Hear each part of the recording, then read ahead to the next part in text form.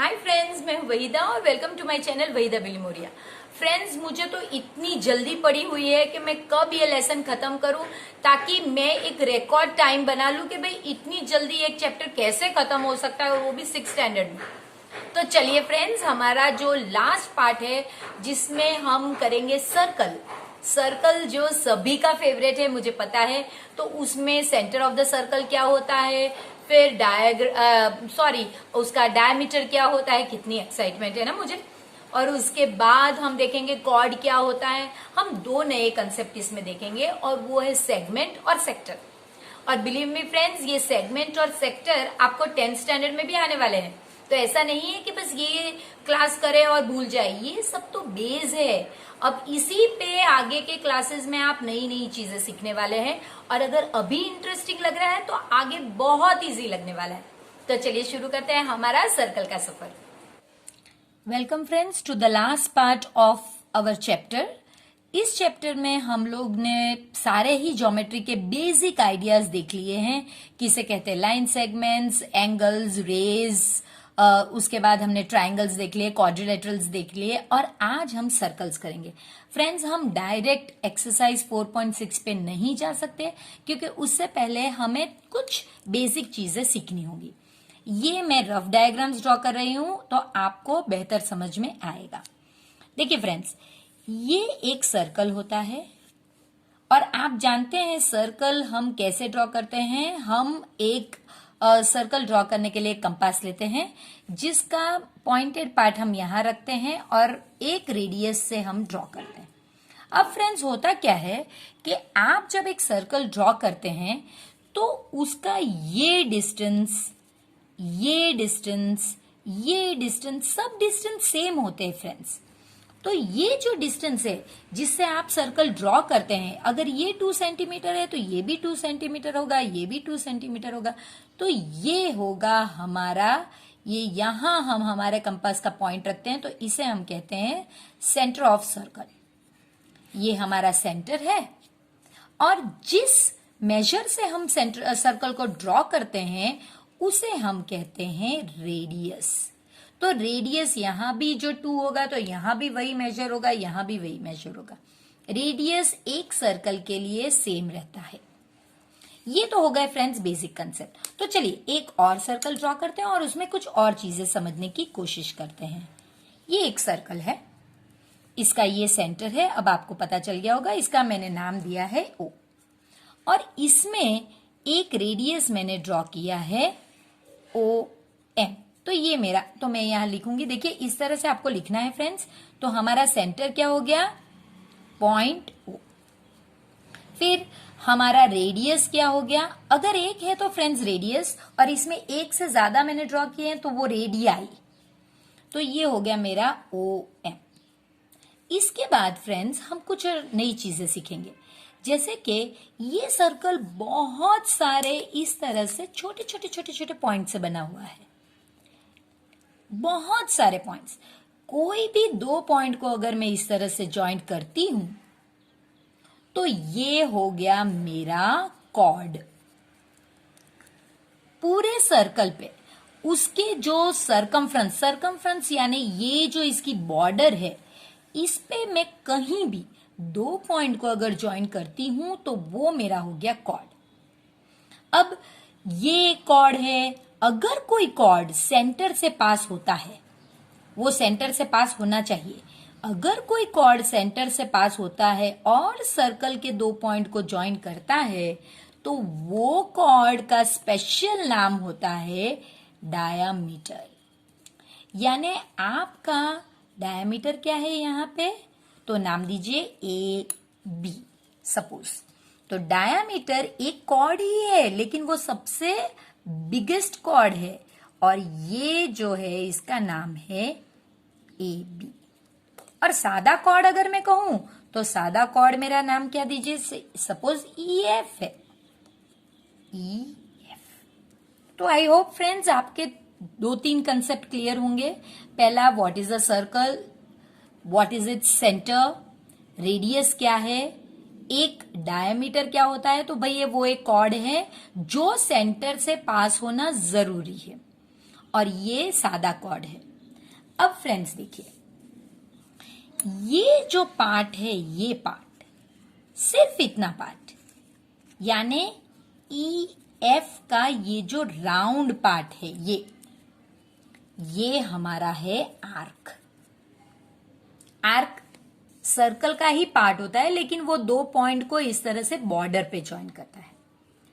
तो अगर आप ये पार्ट शेड करते हैं कि जिसमें ये कौन सा पार्ट है फ्रेंड्स, ये एक कॉर्ड और एक आर्क के बीच का पार्ट है, तो ये पार्ट हो गया आपका सेगमेंट। तो what is a segment? Segment is a part, देखिए यहां पे हम लिखेंगे segment is a part of a circle line between किस दो, अ कॉर्ड, तो हमारे यहां कॉर्ड कौन है, E F, and an arc, और आर्क भी ई एफ ही है। तो ये दो के बीच में जो जगह है वो हमारा सेगमेंट है। अब लास्ट चीज जो हम सीखने वाले हैं वो ये है, देखिए दो कोई भी आपके पास, देखिए ये एक रेडियस है, डायमीटर का आधा रेडियस हो गया, देखिए डायमीटर पूरा है और उसका आधा रेडियस, और एक रेडियस ये है, यानी एक पेयर ऑफ रेडियस, यानी दो रेडियस, पेयर ऑफ रेडियस यानी दो रेडियस, उनके बीच की जो जगह है, देखिए दो रेडियस के बीच की जो जगह है इन द सर्कल, सर्कल के अंदर होना चाहिए, वो आपका हो गया sector. So what is a sector? तो आप लिखोगे sector is a area in the circle formed by two radii. Plural है ना फ्रेंड्स, एक होता तो रेडियस, दो है तो रेडियाई, एंड एन आर्क। तो देखिए दो रेडियाई आपके कौन से थे, मैं नाम लिख रही हूं ताकि आप अंडरस्टैंड कर सके। वो रेडियाई हैं आपके ओ ए और दूसरा ओ एम, ये दो रेडियाई। और आर्क का क्या नाम है फ्रेंड्स, यहां पे देख लीजिए ए एम, क्या है, सॉरी ए एम है, ए बी नहीं। तो अब सेक्टर का नाम कैसे दोगे आप कहोगे ए ओ एम, देखिए ए ओ एम, ये आपके सेक्टर का नाम होगा। तो फ्रेंड्स इस तरह से आपको नाम देना है, तभी पता चलेगा कि क्या कह रहे हैं। अब आपको अगर ये चीज थोड़ी डिफिकल्ट लगती है तो प्लीज वीडियो को यहां तक रिवाइंड कीजिए, प्लीज इसे दोबारा देखिए, और फिर मैं प्रॉमिस करती हूं कि विद इन 5 मिनट्स आप ये पूरी एक्सरसाइज कर पाएंगे, लेकिन इस चीज को दोबारा देखकर समझने की कोशिश कीजिए। तो आइए शुरू करते हैं हमारी exercise 4.6। Welcome friends to exercise 4.6। देखिए फ्रेंड्स, आपके लिए एक डायग्राम दिया गया है टेक्स्ट बुक में, मैंने उसे सिंप्लीफाई करके इस तरह से कलर्स डिफरेंट किए हैं ताकि आप समझ पाओ कि क्या चीज और कैसे ड्रॉ की गई। तो आपको ये फिगर देखना है और इन्हें सॉल्व करना है। तो पहला क्वेश्चन है, फ्रॉम द फिगर आपको सेंटर कहना है। तो आप देख सकते हैं कि अगर ये सर्कल है तो इसका सेंटर O है, तो आप लिखेंगे या तो पॉइंट O या फिर O, आपको जैसे लिखने को टीचर ने कहा है वैसे लिखिए। हमारे यहाँ O लिखते हैं, आपको अगर पॉइंट O बोला गया हो तो फिर आप पॉइंट O लिखिए। अब आपको 3 रेडियस बताने हैं, इसलिए यहां पे दिया गया है रेडियाई। तो देखिए ये हमारा पहला रेडियाई है तो वो OA, ये दूसरा रेडियाई है तो वो हो गया हमारा OB, और ये तीसरा रेडियाई है तो ये हो गया हमारा OC। अब क्योंकि फ्रेंड्स ये तीनों ही जो हमने डिस्टेंस लिखे हैं OA, OB और OC, ये तीनों ही लाइन सेगमेंट्स है, देखिए। तो हम तीनों पे इस तरह से लाइन सेगमेंट्स के सिंबल लगाएंगे। अब डायमीटर, तो व्हाट इज द डायमीटर? तो मैं फिर से लिख रही हूं फ्रेंड्स कि वो एक कॉर्ड है, जो दो कंडीशन होनी चाहिए, कॉर्ड जो सबसे बड़ा हो यानी बिगेस्ट, और जो सेंटर से पास होता हो। तो कॉर्ड देखिए अपने पास एक दो कॉर्ड है, एक ED है और एक OC है, अरे सॉरी नॉट OC, AC है। ये बड़ा नहीं है, बड़ा ये सबसे बड़ा है क्योंकि ये सेंटर से पास हो रहा है, तो इसलिए हमारा जो डायमीटर होगा वो AC, क्योंकि ये लाइन सेगमेंट है, हम इस तरह से इस पे सिंबल लगाएंगे लाइन सेगमेंट का। इसके बाद फ्रेंड्स कॉर्ड, तो कॉर्ड हम दोनों लिख सकते हैं यहाँ पे, लेकिन अ पूछा गया है तो हम सिर्फ ED लिखेंगे। आप चाहो तो AC भी लिख सकते हो फ्रेंड्स, दोनों लिख सकते हो, लेकिन ऑलरेडी हमने डायमीटर में अगर AC ले लिया है तो हम ED लिखेंगे। और लास्ट में आपको 2 पॉइंट, इस पेज में लास्ट में आपको बताना है 2 पॉइंट्स जो इंटीरियर में हो। नाम से ही पता चलता है फ्रेंड्स, इंटीरियर का मतलब अंदर हो। तो आप देख सकते हैं पूरे सर्कल के अंदर सिर्फ 2 पॉइंट लाई करते हैं, वो है O और P। ये बाकी के जो पॉइंट्स है ABCDE ये ऑन द सर्कल है, और Q जो है वो एक्सटीरियर में है। तो हमारे कौन से 2 पॉइंट हैं, आपको सिर्फ सिंपल लिखना है पॉइंट्स O एंड P। ये वही डायग्राम है फ्रेंड्स, लेकिन मैंने यहाँ पे जो कलर्स है वो चेंज किए हैं और कुछ नहीं किया है। अब आपको a point in the exterior यानी सर्कल के बाहर जो है वो पॉइंट बताना है। तो फ्रेंड्स हम देख सकते हैं सिर्फ एक पॉइंट है और वो है पॉइंट Q।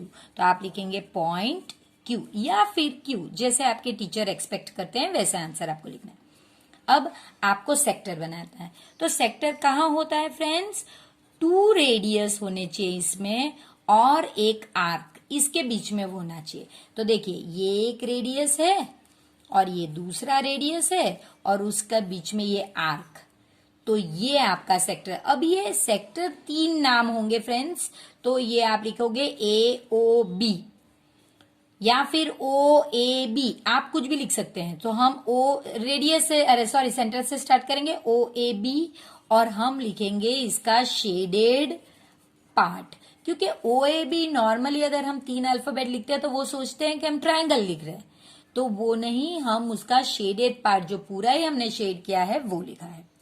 और सेगमेंट, तो सेगमेंट क्या होता है फ्रेंड, एक कॉर्ड और आर्क के बीच का डिस्टेंस, यानी एक कॉर्ड और ये जो आर्क है इसका बीच का डिस्टेंस, इसका नाम सिर्फ इस तरह से सिर्फ कॉर्ड का नाम देना होता है आपको ED, और उसका शेडेड पार्ट या पोर्शन आप कोई भी लिख सकते हैं।